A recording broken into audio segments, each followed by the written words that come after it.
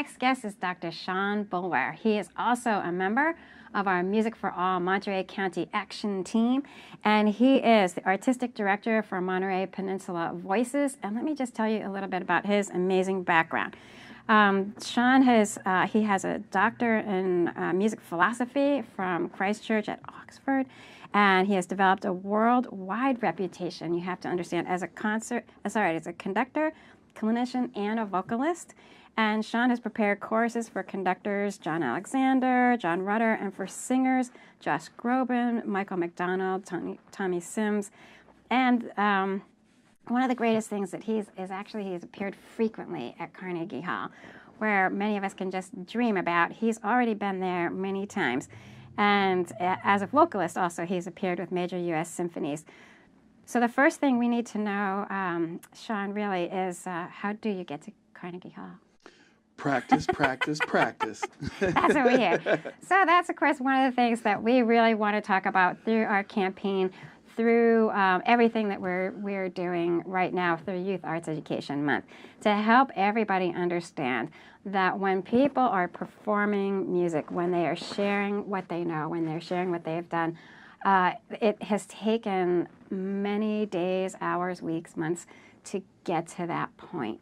Can you talk about that process and how it's not just about starting, even singing. You can't just start and still get to Carnegie Hall. Sure. So how did that work for you?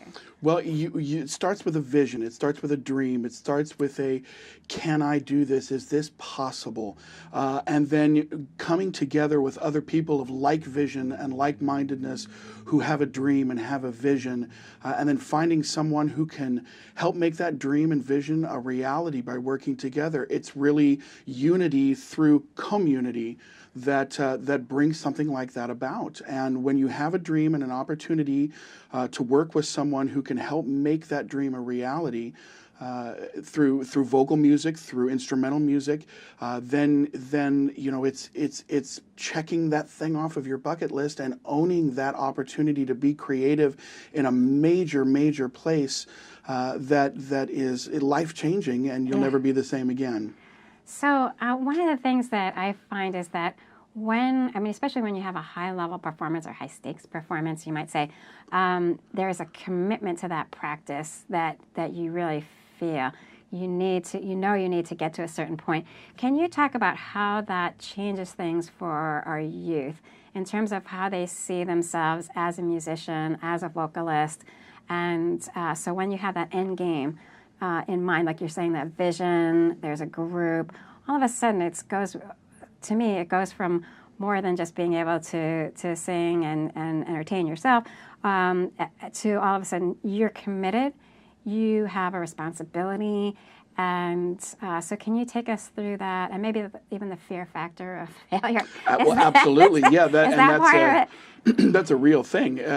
When you have a concert opportunity at a place like Carnegie Hall or David Geffen Hall or some of these storied places where musical giants perform, that puts a certain amount of fear in you. Can I do this? Can this be a reality for me? Yeah. And then we make a commitment. We take a look at the scope of the work that we've been asked to perform or that we are going to perform.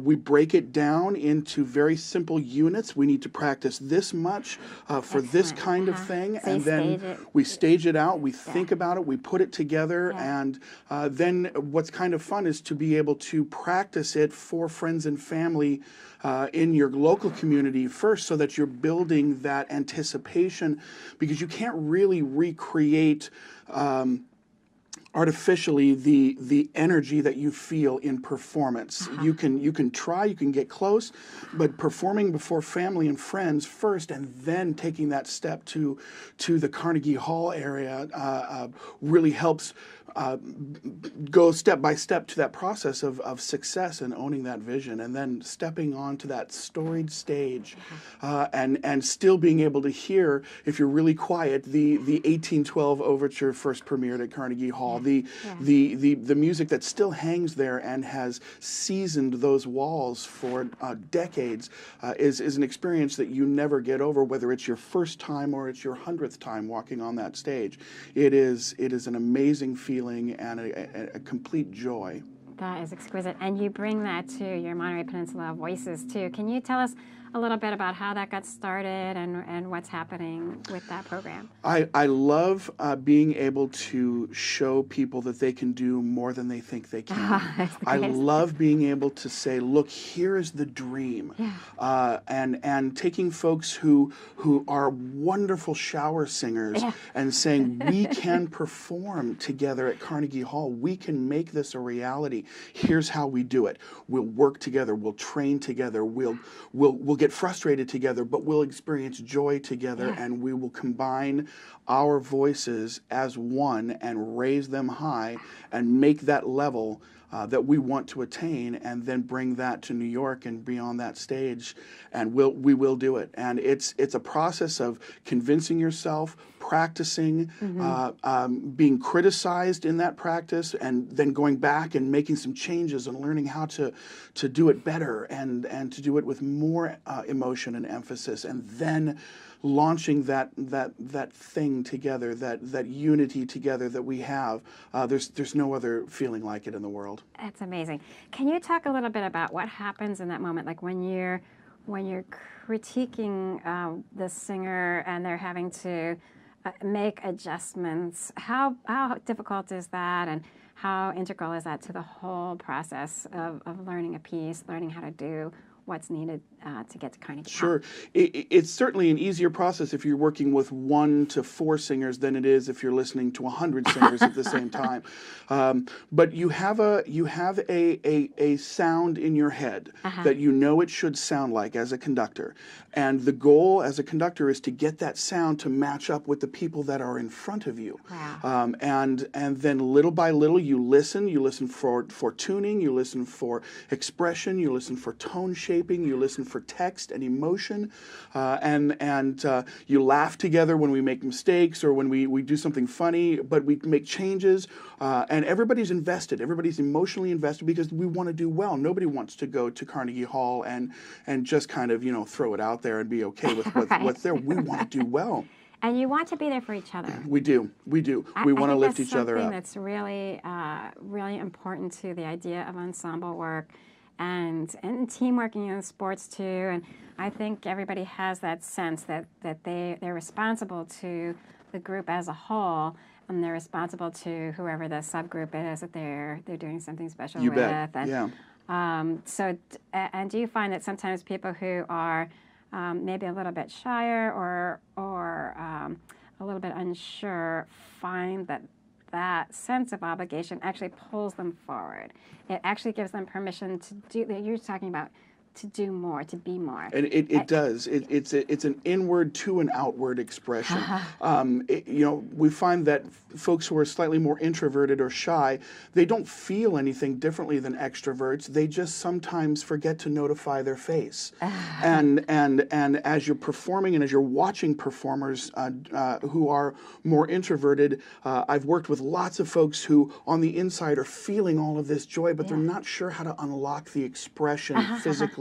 And so that's one of my favorite things, is to find someone who is very shy, very not sure of themselves, and step by step, with baby steps at first, learn to be able to express what they have in the inside on the outside and make beautiful music and art together. And then on the flip side, also the people who have almost too much energy and need to learn to want to learn to channel that. It's the same kind of process, right, where you're helping them develop the empathy, the listening skills, to be aware of their environment and to find a way to modulate their own style. Sure. I mean, you take and we learn to focus the energy. You learn to put it in its right place with as much as you need for that moment, and learn how to gauge that. And sometimes it's a little bit more gas, sometimes a little bit more clutch. And as we learn together to vary our energies and focus those energies into places, and we're thinking in so many different different ways. Yes. Vocal musicians have to think in 3 different ways. We have to be a technician of what's going on in our body. We have to be a musician for the counting and the dots and the squiggles that are on the page. And we also have to be a performer, an actor, or an actress. We have to bring text to life. Wow. And so focusing those energies, but also learning how to split your mind in 3 different ways is really the journey that a vocal musician goes on. So not exactly like stepping out there and starting to sing. It's so much more that goes into everything. It's a process. And it's just exquisite.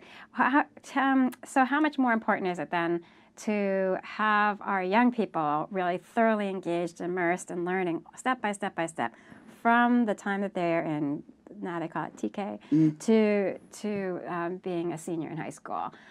Can you talk about that? Like when you think about where education is right now, public education, where we made a little progress recently, but we still have such a long way to go. Talk about that in terms of your how you see all these benefits that could have been all this time accruing to our young people.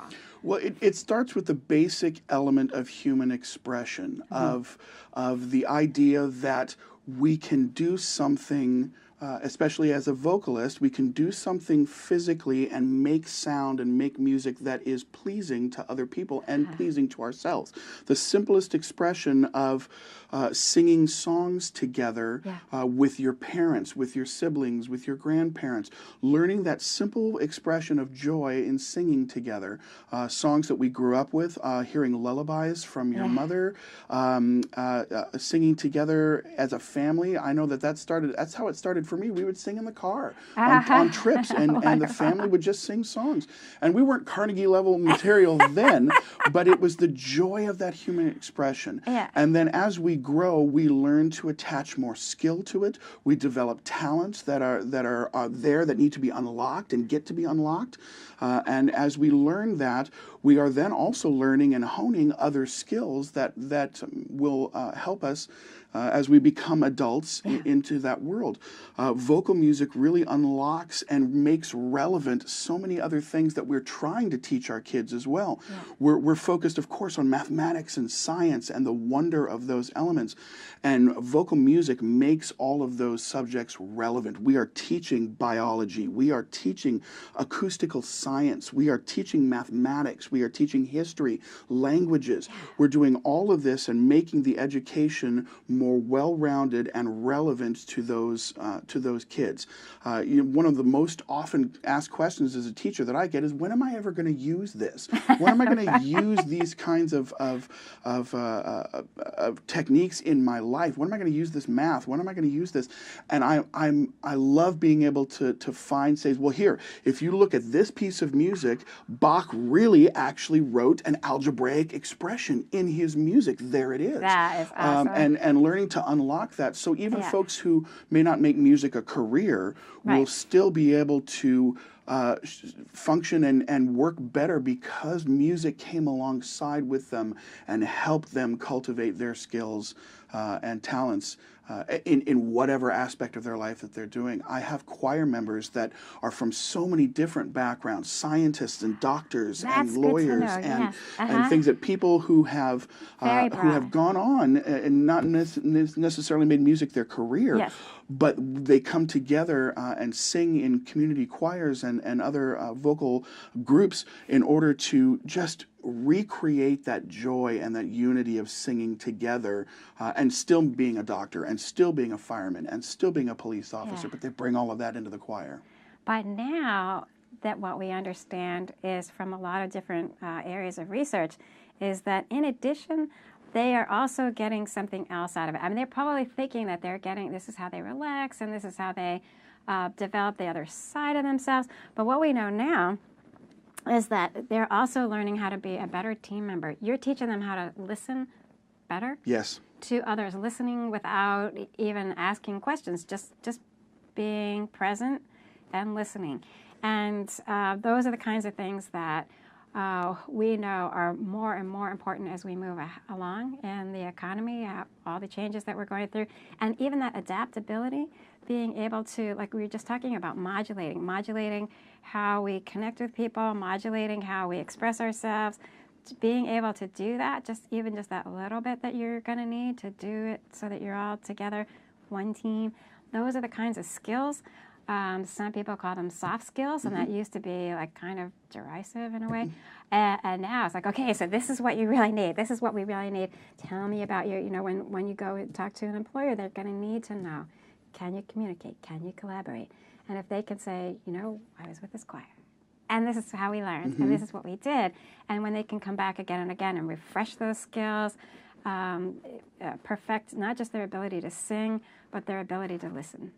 It's really exquisite. Yeah, there are not many career opportunities that I can think of where you are completely isolated from anyone and never talking or relating to anyone. Yeah. And music makes social skills and communication skills and teamwork skills a reality, because you are practicing those every day, and every time you walk into an ensemble situation, those become you become a better communicator, you become a better listener, a better team member, and all of that is expressed through music and through the opportunity to unite from individuals to a group and make yourselves expressive and artistic and doing beautiful things, all at the same time honing your skills as a better communicator, feeling more comfortable in public situations with public speaking and putting on a social face, if you will, to be able to be and stress relief. Cope with stress. Yeah, you bet.